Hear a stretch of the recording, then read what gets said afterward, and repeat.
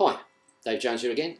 This is a little lesson on following on from the major, minor and dominant 7 bar chords, and this is how to practice them and develop groove. A bit like the how to practice, if you've been following the lessons, how to practice the major and minor bar chords. But there's a couple of extra things you should be able to start doing now. So what I would do is practice them in chord types. Again, helps you changing between the chords, new chords for you, but it also helps your aural ability to distinguish between the chords. If you play indiscriminately major 7, minor 7, dominant 7 chords all over the neck, you're not going to get used to the sound. But if you want to just develop a little groove there, say, again, you could do it at the dots, or if you've mastered the dots now, you could do it at the gaps between the dots. You know, you could do it at you could play it at a G sharp minor 7 chord, whatever. But I'll just stick to the dots for the minute. So you need to check these shapes out. I've already on previous videos, or you need to look at them on the website. So there's G minor 7, and I'm going to move to C minor 7, and then I'm going to move to A minor 7, and I'm going to move to D minor 7, B minor 7, and E minor 7. And what I'm going to do while I'm doing it is develop the idea you can practice your rhythmic grooves, the muting we were talking about.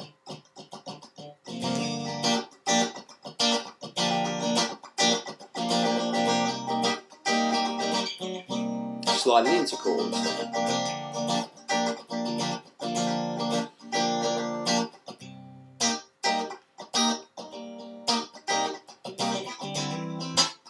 Moving up.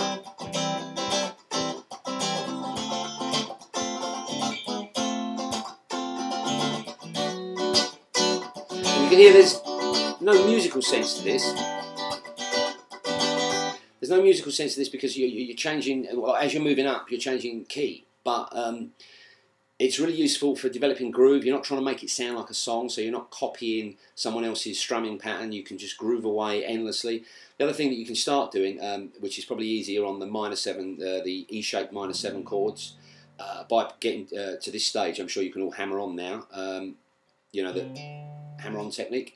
You can do it with a chord. So I'm playing, this one's the easiest one to do it to start with because you're only hammering on with one finger. But you can do it when you move to the C minor. It's a really, really useful technique, adds a bit of groove to your playing, so you could start hammering on.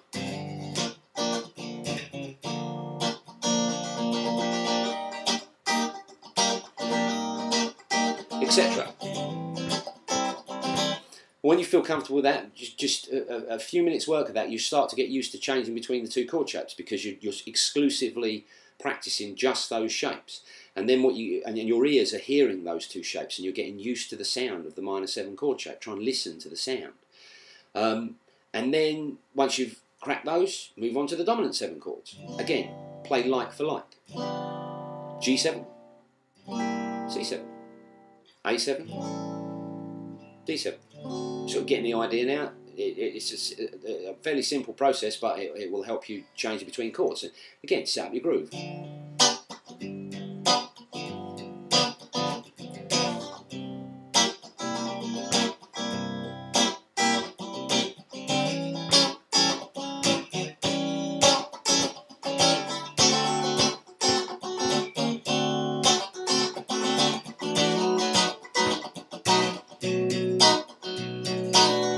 Change the strumming pattern as you're going along.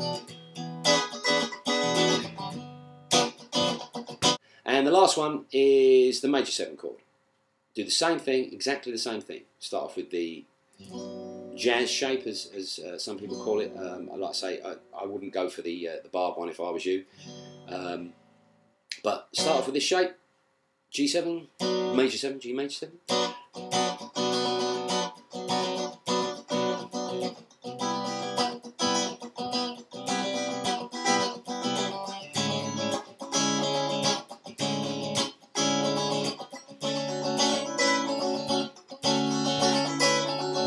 Etc. All the way along the fretboard, and just learn new notes at a time, learn new chord names, develop new grooves in your playing. I mean, not everyone's got one, but I'm sure you can. Those of you who are good with the internet, I'm sure you can download some drum patterns on the internet, play along with a drum pattern, grooving away to it. if you can play to a drum pattern, you have to play the guitar a little bit less sometimes, and that can sound even more cool. But just experiment with it. I mean, obviously it's really cool to learn songs, because you need a repertoire of songs, but it's also really cool to learn grooves and develop your own sort of rhythmic style. And if you've mastered these chords, the major 7, minor 7, etc., check out the lesson on Valerie. I did a sort of that lesson of an Amy Winehouse song, which uses these, or this muting. If you're following the bar chords along, the muting was done with a major and minor chords, and then you carry it on to the 7 chords, you add the little hammer-ons, and you develop groove, and it all becomes part of your playing. By obviously split your practice time up, learn some repertoire, learn some cool songs that you want to learn, but try and split it up and do some practice. Practice is not playing songs that you already know. It might be learning a new song or a new technique, but practice is also developing groove and rhythmic feel, and I'll do some lessons on lead playing and stuff. It's developing your own sort of style, or trying to copy bits of someone else's and bits of someone else and mix them all together, and it will become your own style of playing. And just a word, if you are doing RGT exams in the rhythm playing section, this is the sort of thing that will get you extra marks if you can do it. I mean, don't do it if it's not part of your playing. You don't need to start doing that in the middle of an exam. But if you, when in the rhythm section of the exam, if you can groove away a bit and stuff, you will get more marks, just simply because you can show that you're in control of the instrument, and it, you can groove away and stuff like that. So that's a really cool thing to do. So hope you found that useful. With any new chord shapes you learn, any movable chord shapes you learn, do that. Practice the E shape and the A shape. I mean, there are, and I will put some up soon, there are shapes that you can root note off the D string and stuff like that. There are lots of other things to learn, but a basic grip of major 7, minor 7, dominant 7 chords, and obviously in order to do that you would have had to learn major and minor chords. A basic idea of those two E and A shapes and those like 5 chords, if you like, you can play most rock and pop music. There are obviously other chords in some songs, but generally speaking, most sort of rock pop music doesn't extend beyond sevenths. You can get large extensions beyond sevenths. I don't know if you've seen the pictures, but there's quite a lot on the website. But they kind of tend to lean towards the more jazzy sort of song. So if you're playing these major 7th, minor 7th, dominant 7th, you're doing really well, and like you can play most songs. Just start learning the root notes and have a good time with it. And I'll see you again.